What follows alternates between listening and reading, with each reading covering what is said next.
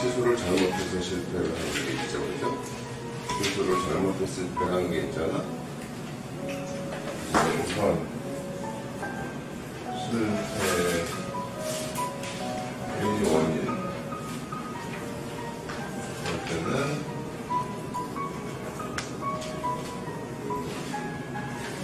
잘못된 시술을 했다.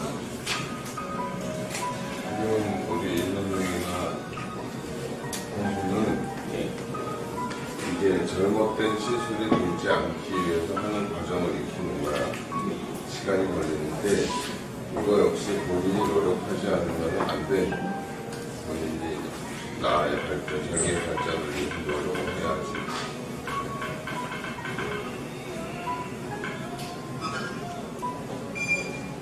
그리고 또 하나는 또 실패하는 원인이 또 하나가 있다면 뭐가 있을까?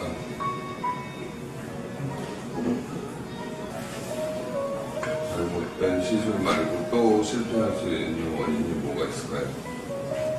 장준경 실장님. 네, 관리소. 맞았어요. 맞았어요.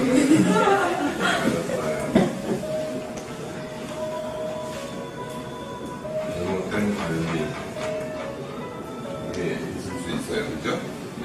그러니까는 우리가 네가 빠졌다. 네가 빠졌어. 다른 사람 이는 멀쩡한데 그 사람 어떤 환자분의 이는 빠졌다 그러면 뭐 관리가 물론 약할 수 있어요. 체질적으로 약할 수 있지만 잘못된 관리가 에어컨 조금 잠깐 끄든지 되겠다. 이제 날씨가 관리가 잘못된 거예요. 우리는 뭐 어쨌든 잘못된 시술에 대해서는 의사가 다시 제대로 시술을 정확하게 해줘야 되는 게 있고, 그죠?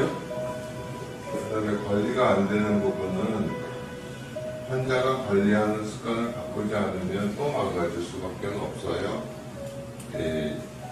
풍치라는 게, 우리가 치주염이라는 게, 어떻게 보면 환자가 얘를 좀 너무 잘못 닦았다기보다는 대부분의 경우에 그런 경우도 있어요. 어금니 쪽에 칫솔이 잘 안 간다든지 그런 경우도 있지만 대부분의 경우에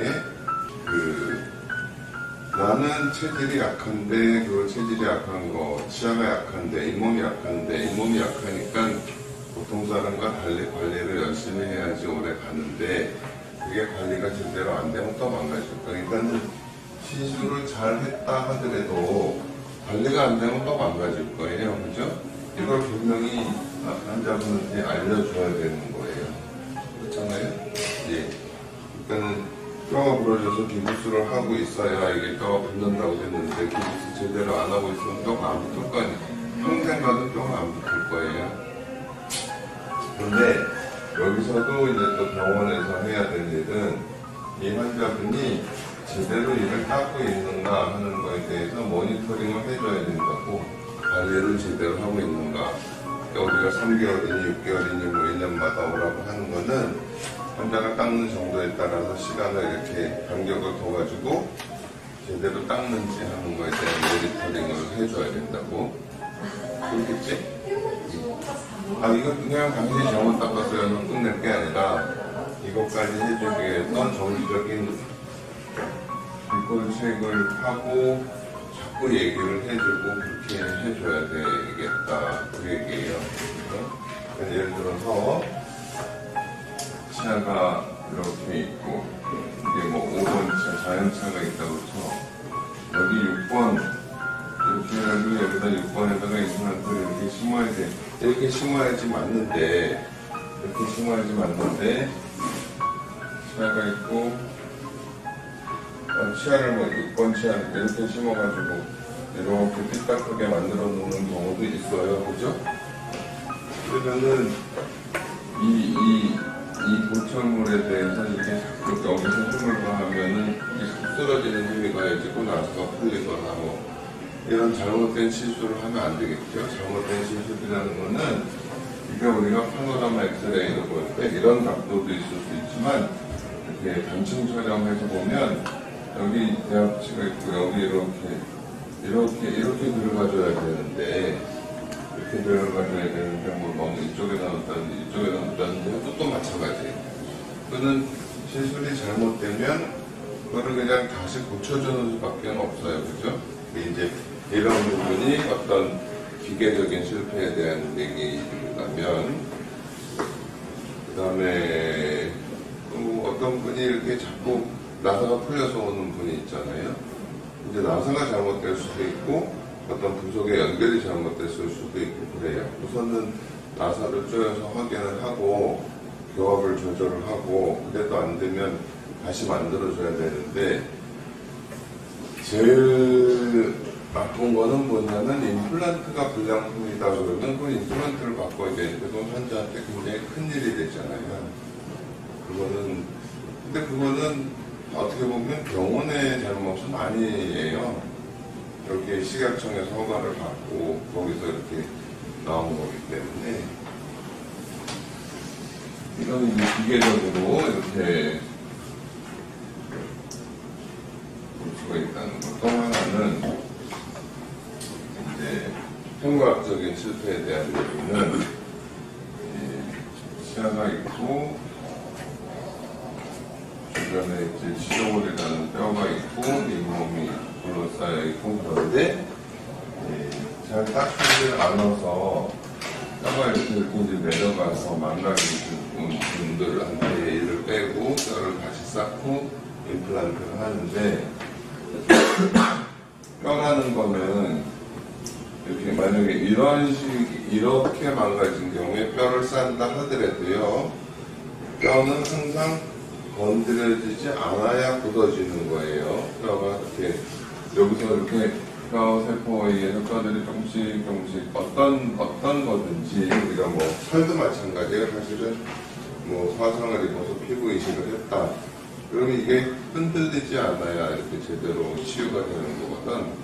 근데 여기 음식이 자꾸 눌리고 어쩌고 하면 요즘에 그 조금 뭐가 잘못, 환상 같은 생각을 할 수가 있어요. 그냥 내가 병원에 가서 시술을 받으면 나는 아무런 주의를 안 해도 그냥 이게 저절로 나아야 된다라고 생각할 수 있는데 그렇지 않아요.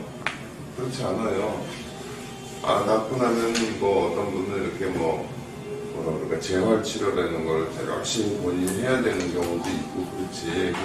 저절로 다 되는 게 아니고 내가 해야 될, 환자가 해야 될 몫이라는 게 꼭 있고, 그걸 알려주고 그게 되도록 계속 체크를 해주고 그렇게 해야 된다는 거예요. 이런 경우도 마찬가지예요. 이렇게 설사 이렇게 뼈가 망가지면 우리가 여기다가 뼈를 쌓아놓으면 비교적 뼈가 잘 되지만 이런 데 눌린 데는 절대로 뼈가 될 수가 없어요. 그러니 뭐 이렇게 똑같은 양이라고 할지라도 이거나 양이 똑같다 할지라도 이 세포들이 작용해야 되는 거리도 멀고 여기서 건드려지는 양도 많고 하면 이게 제대로 거의 한 이 정도 되면 나머지 다 망가지고 그럴 건데, 이거를 환자가 주의를 해주지 않으면 몇 번을 해도 계속 망가질 수밖에 없다. 그렇게 해서 그러니 보통은 이제 어렵다 안 된다 해가지고 이렇게 뼈를 쌓는 경우는 더 말할 것도 없을 거예요. 그지?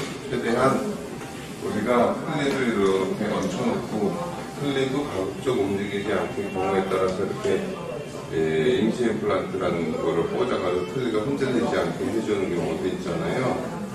클리를 덮어놓는다는 거는 이 뼈 쌓아놓은 게 흔들리지 않고 그대로 있어주라고 하는 건데, 식사를 하다거나 뭐 하다가 이게 건드리고 건드려지고 하면 이게 뼈가 이제 굳을 수가 없으니까 경우에 따라서는 이렇게 돼가지고 여기다가 임시 임플란트 같은 걸 넣어서 클리가 조금이라도 덜 움직이게.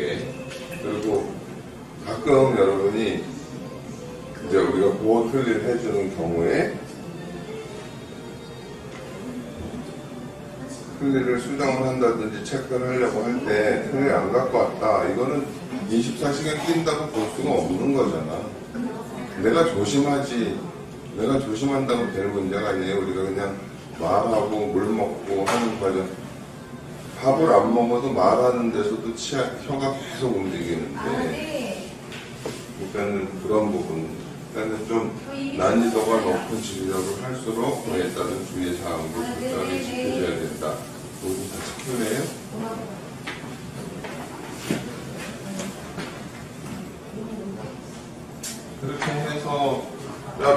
만들었는데 뼈를 뭐 힘들게 뼈를 만들어서 여기다가 임플란트를 심고 여기다 이를 만들었다 그랬는데 내 책임은 여기 없어요라는 식으로 하면은 그거는 점점 가라앉는 것밖에 안 돼요. 내가 책임을 지려는 자세로 가야 되는 거지.